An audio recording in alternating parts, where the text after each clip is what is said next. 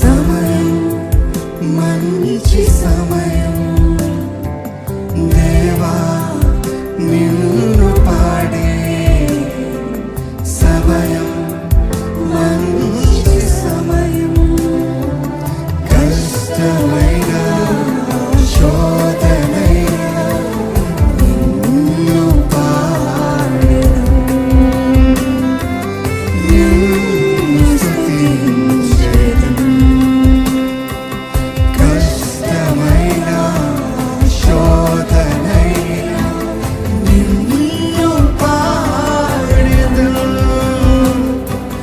నిన్ను స్తుతించెదను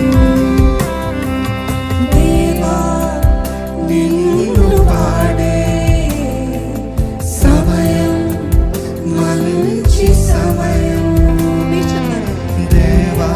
ఆశయు గతించిపోచున్నవి గాని దేవుని చిత్తమును జరిగించువాడు నిరంతరమును నిలుచును. ఇష్టమో తెలిసి అది చేయకపోవడమే పాపం అనుంది, అవునా? యాకోబు పత్రికలో ఆయనకి ఏది ఇష్టమని తెలిసి అది చేయకపోతే అది కూడా పాపమే అంట.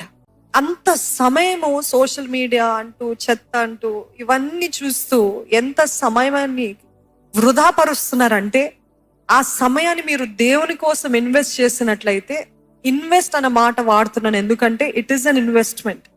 మీరు చదువుతున్న బైబిల్ అది వృధా కాదు. మీరు ప్రార్థన చేసే సమయము వృధాగా పోవట్లేదు. మీరు విడుస్తున్న కన్నీరు బొట్టు కూడా ఇన్వెస్ట్మెంటే. నమ్మిన వారు ఉంటే హల్లెలూయా. నకిలీ జీవితము, లోపల ఒకలాగా బయట ఒకలాగా, లోపల మాట్లాడేది వేరు బయట మాట్లాడి ఎవరికో చూపించుకోవడం కోసం వారు చేస్తాం అంటే మనమేమో బాధపడుతూ ఉంటాం, అయ్యో నాకు లేదే, వీరి నాకు లేదే అని బాధపడతాము. నాకు ఎంటర్టైన్మెంట్ కావాలని చూస్తున్నారు కానీ అక్కడికి వెళ్ళిన తర్వాత అదొక గొయ్యి, అదొక ఊబి, అది దానిలో మునిగిన తర్వాత ఇక బయటకు వచ్చేటప్పుడు ఇంకా బాధతో, ఇంకా భారముతో, ఇంకా depression. I don't know about you but I feel depress the more I spend. నాకు ఇది కావాలంటే నేను మిషనరీస్ చరిత్రలు చదువుతాను, నీ వాక్యాన్ని చదువుతాను, ఇవన్నీ చేస్తాను, కానీ ఇది మాత్రం వద్దని నిర్ణయించుకున్నాను. ఈరోజు మీరు నిర్ణయించుకోండి. మరలా చెప్తాను, ఇట్ ఈస్ అన్ ఇన్వెస్ట్మెంట్.